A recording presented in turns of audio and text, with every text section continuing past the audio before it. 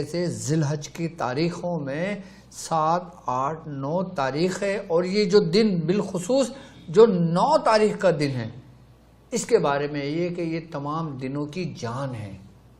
ان تمام 10 دن کا جو قلب ہے وہ 9 تاریخ ہے، اور 9 تاریخ اگر علم العادات کی روح سے ہم دیکھتے ہیں تو تمام قوتوں کا مالک، تمام قوتوں کا بادشاہ جو تم سے کہہ رہا ہے کہ مانگ مجھ سے، کیا مانگنا چاہتا ہے؟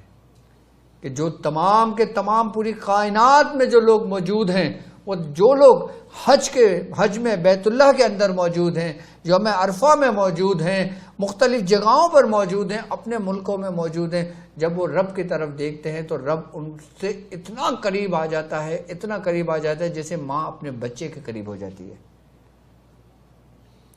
اور بالخصوص اس 3 دنوں کے اندر جو باپ اپنی اولاد کے لیے دعا کرتا ہے، اللہ تبارک تعالیٰ اس سے ضرور قبول کرتا ہے، کیونکہ یہی وہ دن ہے، یہی وہ تاریخ ہے جب حضرت ابراہیم علیہ السلام نے اپنی اولاد کے لیے دعا کی۔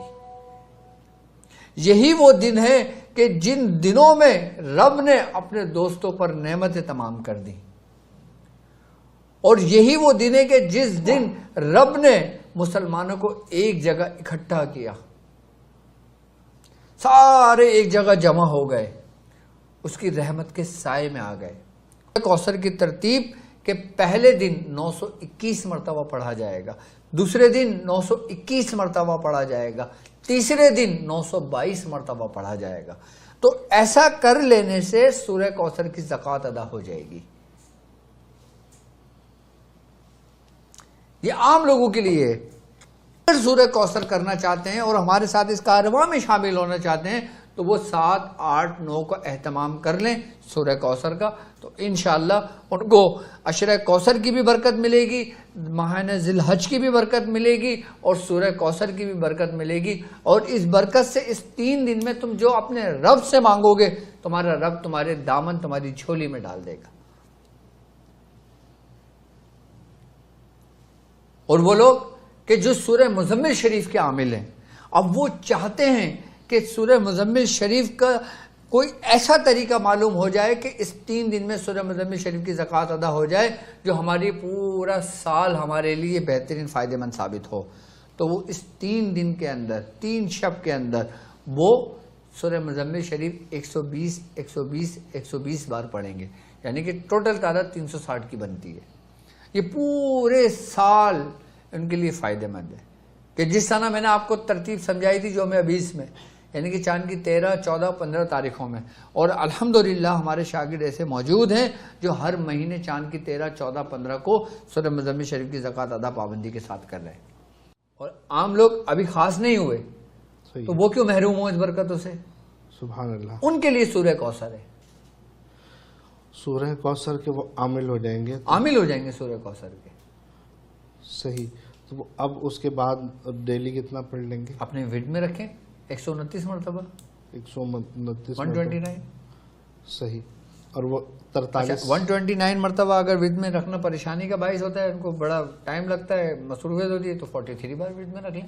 43 مرتبہ، 43 مرتبہ نہیں پڑھتے، 7 دفعہ ورد میں رکھ لیں۔ سبحان اللہ، سبحان اللہ، یہ سخاوت تو سبحان اللہ۔ اللہ۔ فرماتے ہیں کہ جو شخص 7 مرتبہ تو دور کی بات، جو صرف 3 مرتبہ روزانہ سورہ کوثر پڑھتا ہے، وہ سمجھ لیں کہ اس کو حوض کوثر عطا ہو گئی، سبحان اللہ، اس پہ مہر لگ گئی کہ جب یہ آئے گا تو یہ وہیں پائے گا۔ سبحان اللہ۔ یہ انا اعطیناک الکوثر کا برکت ہے، یہ سبحان اللہ، اس کا فیضان ہے، یہ اس کا فیضان ہے، کہ دنیا میں بھی برکتیں، آخرت میں بھی برکتیں، کیونکہ حضور کا فرمان ہے نا صلی اللہ علیہ وسلم، کیا کہ انسان دنیا میں جس کو یاد کرتا ہے، سبحان اللہ، انسان دنیا میں جس سے محبت رکھتا ہے، سبحان اللہ، انسان دنیا میں جس کے ساتھ وقت گزارتا ہے، سبحان اللہ، روز محشر وہ انہی محبت کرنے والوں میں سے ہوگا اور انہی کے ساتھ ہوگا۔ سبحان اللہ، سبحان اللہ۔ یہ تم پکار ہی رہے ہو نا، انا اعطیناک الکوثر، پکار بھی کس کو رہے ہو؟ نبی پاک صلی اللہ تعالی علیہ وسلم پر جو انعام ہوا، کس سے محبت رکھ رہے ہو؟ یہ اعلان ہے انا اعطیناک الکوثر، یہ محبوب اور محب کی محبت کا اعلان ہے، اعلان ہے یہ، اس کی عنایات کا اعلان. بالکل. اور اس کی دلیل کیا ہے؟ دلیل کیا ہے؟ فصلی لربی کا ونحر. اے محبوب اس کا شکر ادا کیجئے، مطلب اس رستے سے آؤ نا. سبحان اللہ، کون سا رستہ؟ اے نبی آپ نماز پڑھیں اور قربانی کریں. سبحان اللہ. اب اس پہ عمل کرے گا تو اس کی دلیل مضبوط ہے، اس دعوے کی جو اس نے کیا انا آتینا کل کوثر کا. اللہ اکبر. یہ امت کی بات کر رہا ہوں میں. سبحان اللہ. اب جیسے میں شخص ہوں، جی میں نے انا آتینا کل کوثر، میں محبت کا اعلان کر رہا ہوں. ہر محبت کی، ہر دعوے کی ایک دلیل ہے. اب تم اپنی محبت میں کیسے ثابت قدم ہو؟ کیسے ہوں گا ثابت قدم؟ یقیناً جب میں حضور کے رستے پر ہوں گا، جب میں نماز پڑھوں گا جیسے رب نے فرمایا سبحان فصلی لربی کا ونحر، جب میں قربانی دوں گا. اچھا اب یہاں پہ قربانی کس چیز کی دوں گا؟ جی. اپنی خواہشات کی. ونحر، نحر کیجئے، مطلب لفظی معنی قربانی کا ہے، اور اس کا روحانی جو پہلو ہے، پہلو جو ہے نا وہ اپنی خواہشات کو ترک کرنا، اس کو مارنا، قربان کرنا. سبحان اللہ. اور یہ جو قربانی ہے اس کا بھی روحانی پہلو یہی ہے. یہی ہے. ہم جب جانور ڈھونڈنے نکلتے ہیں، صحیح. ہم بے عیب جانور دیکھ رہے ہوتے ہیں. سبحان اللہ، سبحان اللہ. بے عیب جانور دیکھتے ہیں، بالکل. اب جو قربانی کے لیے جانور خرید رہا ہوتا ہے، کیا وہ عیبوں سے پاک ہے؟ نہیں. یہ کہیں اور رستہ نکل جائے گا، اس لیے ہمارا ٹائم اٹھانے اس طرف نہیں ہے، لیکن میں اس کی پھر بتاتا آپ کو.